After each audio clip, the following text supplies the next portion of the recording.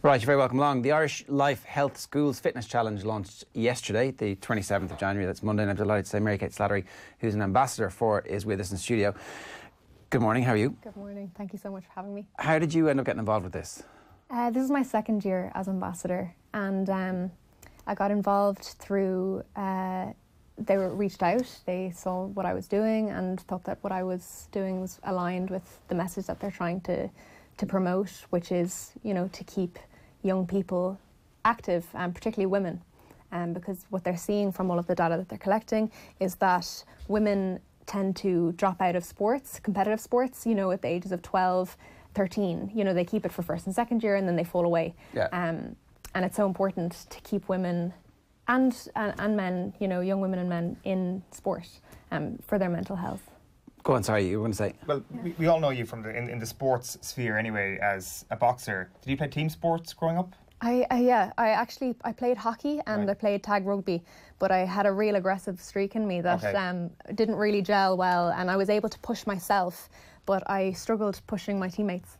Right. So I just felt a little bit, it wasn't for me. So I started running marathons, and that was my thing. I ran my first marathon when I was 16 with my mum. Right, that's pretty young. Pretty young, yeah. And then I ran another one when I was 17. And then I took a break from my next one when I was 19. But it was that discipline, you know, that kind of throwing myself into something 100%, a little bit obsessive. Yeah, just allowing myself to just go hard at something. When did you become a boxer then? I started boxing competitively 4 years ago. Yeah, so I was late actually going into So after the marathons, it's like, Yeah. I have, you know, I'm good at endurance sports, I suspect, at that Yes. point. And that's what the training for boxing is, plus a little bit of explosion. It's actually very much explosion with amateur. With professional, you know, it's definitely more endurance, which has been kind of like, that's why the dream is there. I love endurance, I love pushing myself, and I feel like I only come alive really in the last round of an amateur match. So it's kind of that, you know, getting into it and then really pushing yourself and getting your second wind, your third wind, and keep going. Coming late to a sport like boxing, which has so many technicalities, are you? How much of a disadvantage are you at to those who have practiced it the whole time, and how do you make up that gap? Passion.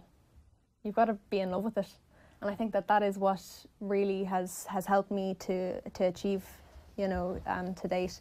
And it's just the coach that I've found is just incredible. You know, like we're just really connected and we get each other and understand. So it's a lot of work. But So I you've made definitely up. don't feel as technical as the girls that I'd fight. But it's that heart, you know, and like boxers will tell you, it's really just how much do you want it? Yeah. How much are you willing to give?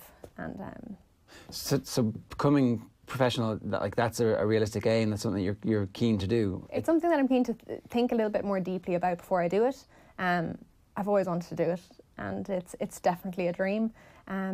And if the right opportunities come along, then I'd definitely take it. As opposed to becoming like an elite amateur. Yeah. Right. Yeah. Why? What's the draw to the pro game that that the amateur game doesn't have for you?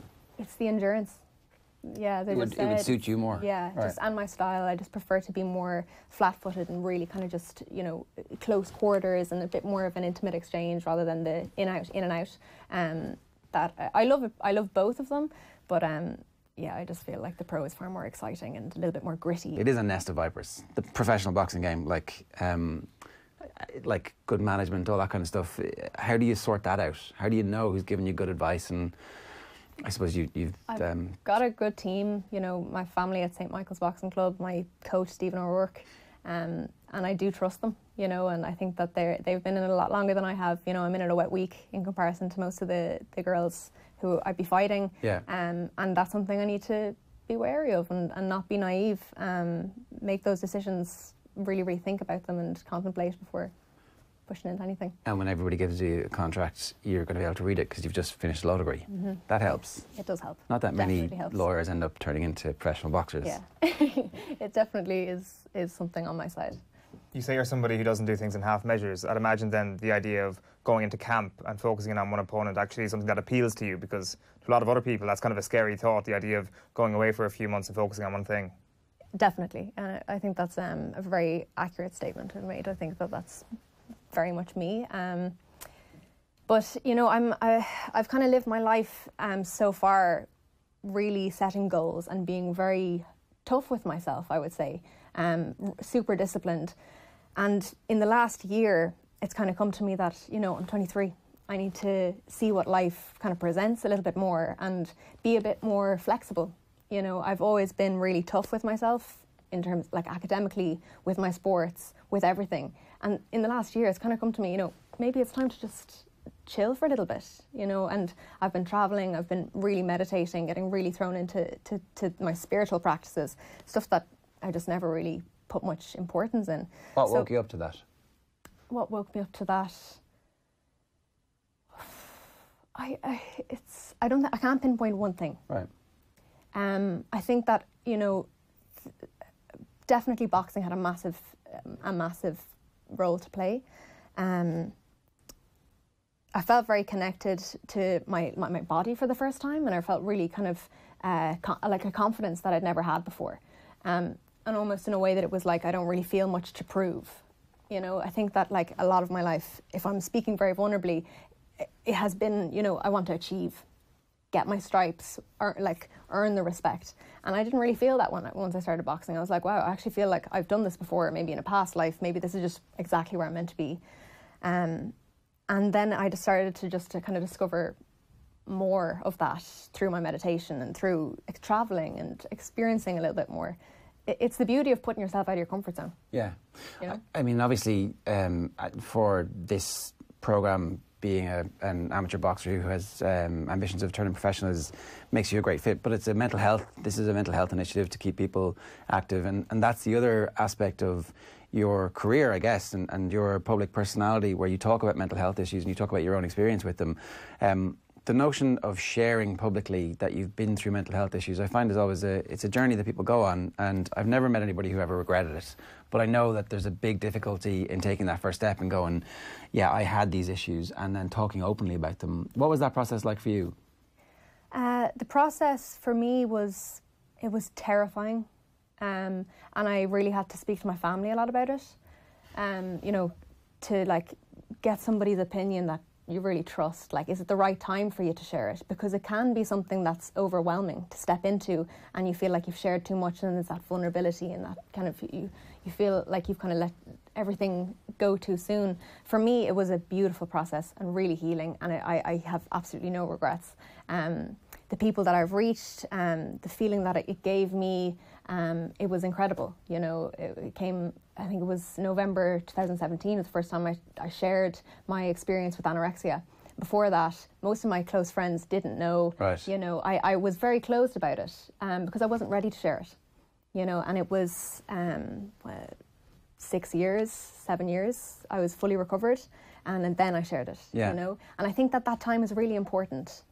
Well, you were so young when it happened, though. Mm-hmm. That, like, I mean, obviously, were you 18, 19 when you started to share the story properly?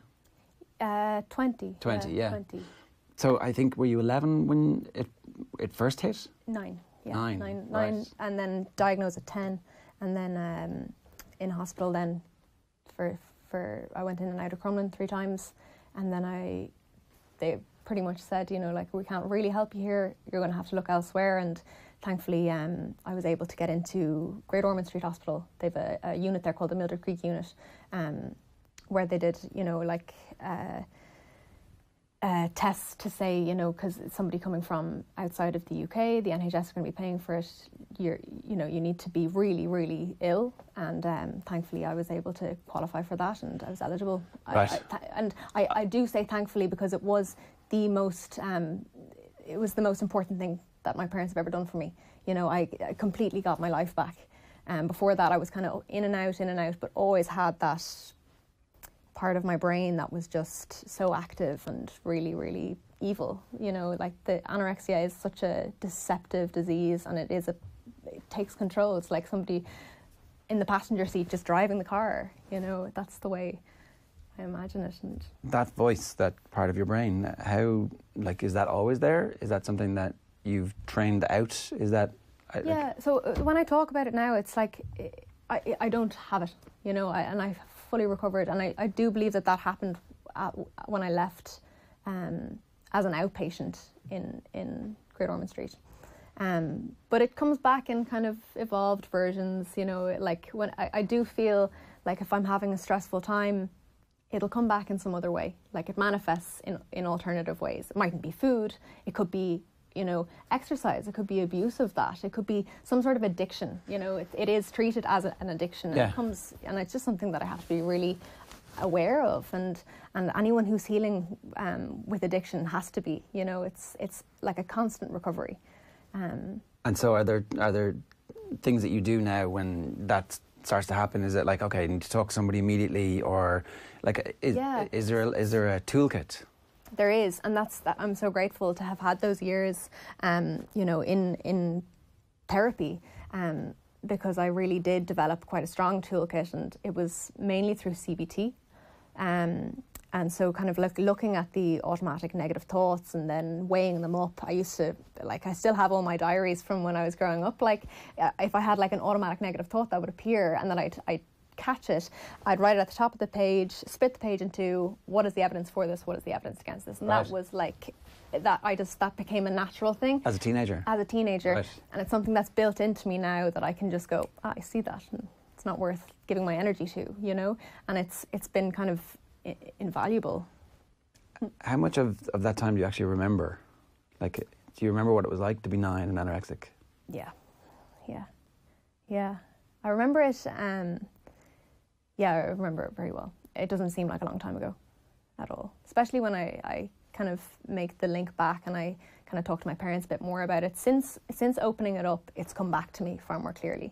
Is that a good thing in a way, that actually you can have that conversation with them very openly now as a grown-up and go, this is what happened, this is my recollection of it, what were you going through? Like, is that part of the healing process too? I believe it is. Or is it actually difficult to do that and have those conversations? It's become a lot more easy. It's kind of something that, like, the family, you've kind of got to laugh at things too. Like, you know, we're so lucky to be where we are, and like, we've had such a fantastic journey that it's brought us so close together as a family, you know. And if you can't speak about things directly, then I mean, what's the point? Yeah. You know, like, it's been a tough one, but it's taught us a lot about each other and a lot about ourselves. I'm sure. So, I was thinking about like how we had this conversation and just that notion of something good coming out of something very bad is you talked about reaching people earlier and how your story has allowed you to reach people. I do think there's a generation of Irish women who have told their stories, particularly around repeal and all that kind of stuff, where like we were a very repressed country. I would argue we still have a little bit to go before we come out the other side of it. But your generation and the generation just before you have started to tell their stories, and people have started to listen to them, and we're starting to hopefully move on to some kind of shared understanding of the difficulties that Irish women in particular have had. Yeah, and I think when we share our stories, we all realise how similar we are, you know. And I think that it takes the divide away. We all have the same needs. We all have the same stories. We all have the same problems. Everything. Share it, like, and then it lifts, and I think people just kind of like elevate a little bit more. Yeah. It's interesting that you refer to it as a recovery process, that it is a constant process, isn't it? There is no full stop, especially at this point in your life. Definitely. Yeah, definitely. And I think, as I said, like, it kind of manifests in different ways. So as I grow, I think it comes up in just different scenarios in life, you know, that I mightn't have experienced before.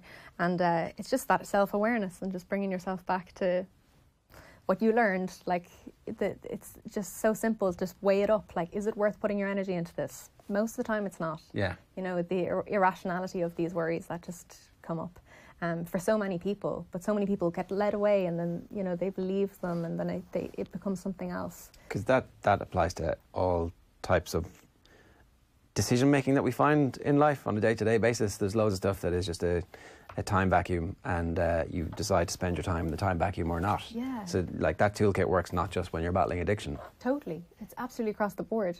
Yeah. I have no doubt that's the thing that resonates with people then when you're telling that story. I think so. And the again, just to go back to that, the decision to go public, what's been the knock-on from that? And are people reaching out to you? Do you get parents talking to you? Do you get... How does that work?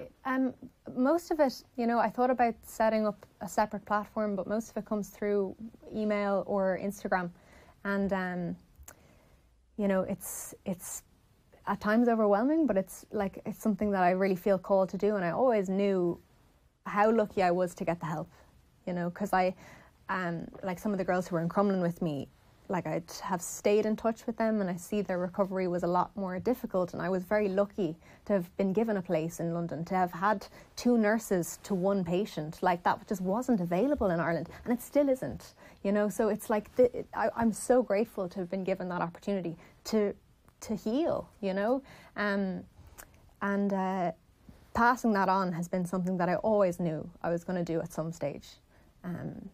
Yeah, passing on my experience, and even just sharing it, I think people feel like they can talk about it. Yeah. Could I just ask you about your coping mechanisms and the things you mentioned at the start there about meditation and travel? Like, what are your techniques of meditation, and where have you gone? What have you seen that has helped you along this path? That's a great question. I love your questions. They're very direct. So my well, it started. My Vipassana is the type of meditation that I practice, which is Vipassana means to see things as they are, and it's a very simple technique. I went for 10 days of silence in Morocco in this time last year, and it's basically observing sensations in the body, which brings you into the present moment, and it's practice of non-attachment. So it basically says that the law of life is that things arise and they pass, and nothing is permanent. Everything is impermanent, which makes dealing with pain easier, which makes, you know, like attachment to your emotions easier. Like it's basically working at like observing what is ego and what is not, and it's a really powerful tool of sitting in silence and focusing on the breath, and it anchors you in the present moment, and it kind of brings you back to center. So dealing with nerves pre-fight, dealing with nerves before exams, it's been profound, you know, it's been really, really helpful for me. But you're on Instagram. How the hell did you go 10 days without being on Instagram?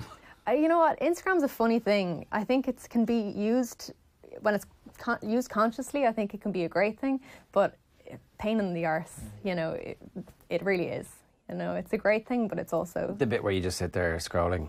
Yeah, and you lose time. It takes a lot of energy. It takes a lot of mind space. So it's something that I try to limit, but it's also nice to share from time to time.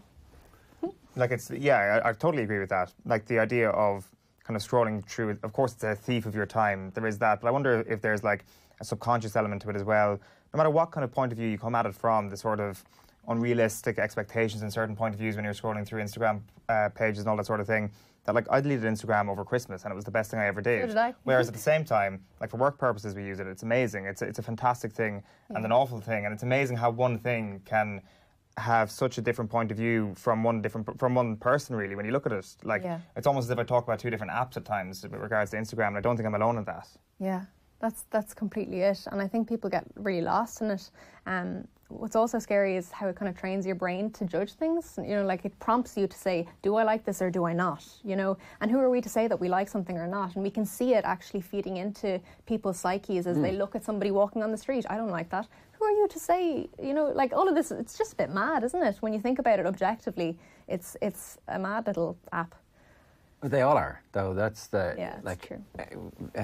Myself and my friends have this conversation all the time about at what point when your kids are like, give me the phone, I want a phone. It's like, at what point do you go, yeah, okay? And like, I'm stretching that out further and further and further to the point of like, you know, when you can pay for your own phone, then you can do what you want. But until that point, it's like, I'm not going to give you this little disease in my hand. Yeah. As we broadcast over phones right now. Yeah.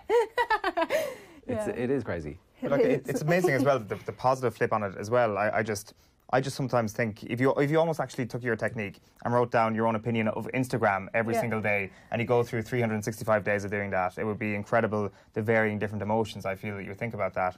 One of really the other things, interesting. Yeah, well, I don't know, maybe it's that'd just be an experiment for perhaps me to do. Just one of the things you mentioned before you came on air was that you didn't do any boxing for the last few weeks. Mm-hmm. You've been going through your thesis for law, and I wondered to myself, if you're actually that ingrained in your academics at that point, how beneficial it would have been to do exercise as well, or to be boxing as well, to take your mind off it. It's interesting that perhaps you work in a different way, that you kind of threw yourself all into that and put the boxing to one side for a while. Yeah, I think that, so I just came back I was travelling for 3 weeks. I went to India and I just got back but that's where I was writing the bulk of my thesis, so that's why I haven't been boxing. But I definitely feel like that's something I'm trying to work on in my life, is that balance. I think you've called me out pretty well there by saying, you know, like I'll do one thing or do another, and I definitely feel like that's something that, you know, in my life I'm trying to improve at. Finding time for both. I think I'm good, you know, most of the time, like, and I do feel like since I've started competitively boxing, and if I'm coming up to competition, if I've got 40 minutes to study, I'll study for those 40 minutes. There's no procrastination, and I think that this is coming back to what we're talking about. Yeah. With the schools, there's no doubt that your academic performance and your fitness, they're so linked, because your brain functioning, your cognition is so much better when you've got those endorphins, serotonin release. Everything is just, you know, it's so connected. Yeah, no. But you've called me out really well there. It's true. Thank The you. one last thing about boxing that strikes me, given the story that you've told, obviously making weight is such an important part of that. Would you have any concerns about any of that kind of stuff, given your history? So I don't diet.